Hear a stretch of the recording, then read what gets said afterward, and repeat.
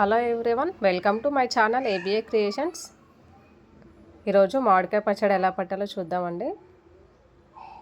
ఒక medium size మామిడికాయలు ఒక 10 తీసుకున్నాము. వాటిని నీళ్ళల్లో ఒక గంట సేపు నానబెట్టి తడి లేకుండా తుడుచుకొని పక్కన పెట్టుకోవాలి. వాటిని చిన్న చిన్న ముక్కల్లో ఇలా కట్ చేసుకోవాలి. వీటిని పొడి క్లాత్తో తడి లేకుండా నీట్గా తుడిచి పక్కన పెట్టుకోవాలి. కడాయిలో 3 టేబుల్ స్పూన్లు జీలకర్ర, 1 టేబుల్ స్పూన్ మెంతులు వేసి దోరగా వేయించుకోవాలి.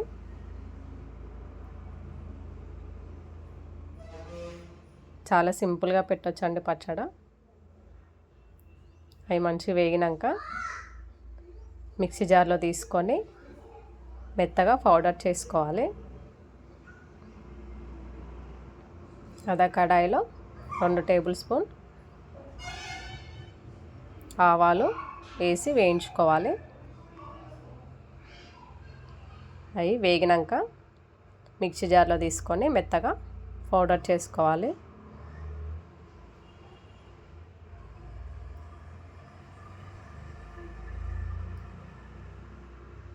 ఇట్లా వెల్లుల్లి పొట్టు తీసి పక్కన పెట్టుకోవాలి. వాటిని మిక్సీ జార్లో తీసుకొని కొద్దిగా బరకగా పేస్ట్ చేసుకోవాలి.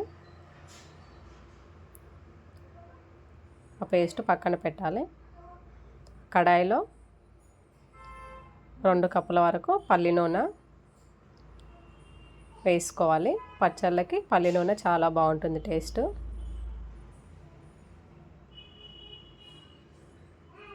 నూనె వేడైనాక జీలకర్ర, కొద్దిగా ఆవాలు వేసి వేయించుకోవాలి. దాంట్లో ఒక 10 ఎండుమిర్చి వేసి బాగా వేయించుకోవాలి.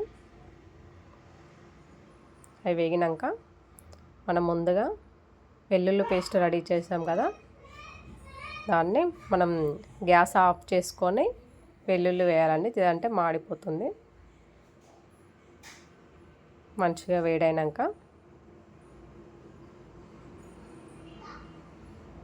పక్కన పెట్టుకోవాలి, చల్లారనివ్వాలి.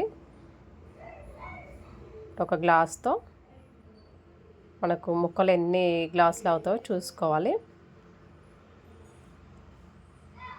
ముక్కల్లో 2 టేబుల్ స్పూన్ల నూనె వేసుకోవాలి. 1 టేబుల్ స్పూన్ పసుపు వేసి బాగా కలుపుకోవాలి. ఇలా వేయడం వల్ల ముక్క తొందరగా మెత్తబడకుండా బాగుంటుంది. మనం ముందుగా ఏ కప్పుతో అయితే ముక్కలు కొలుచుకున్నామో 5 కప్పులకు 1 కప్పు కారం, 1/2 కప్పు ఉప్పు వేయాలి. జీలకర్ర మెంతుల పౌడర్, ఆవాల పిండి మొత్తం వేసి ముక్కలకు పట్టేంత వరకు కలుపుకోవాలి. మనం ముందుగా పోపు చేసుకున్నాం కదా నూనె, అది చల్లారినాక పూర్తిగా చల్లారాలి. చల్లారినాక ఈ మామిడికాయ ముక్కల్లో వేసి బాగా కలుపుకోవాలి.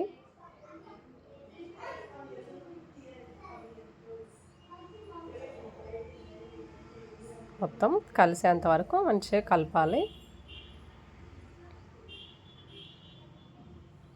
ప్లీజ్ మా వీడియో నచ్చితే ఒక లైక్ చేయండి.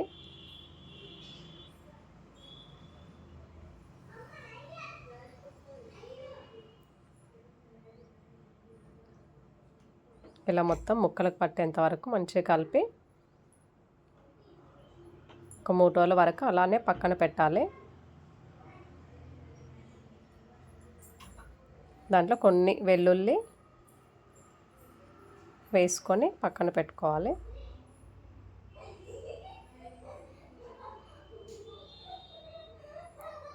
అంతే అండి, ఎంతో టేస్టీగా ఉండే మామిడికాయ పచ్చడి రెడీ.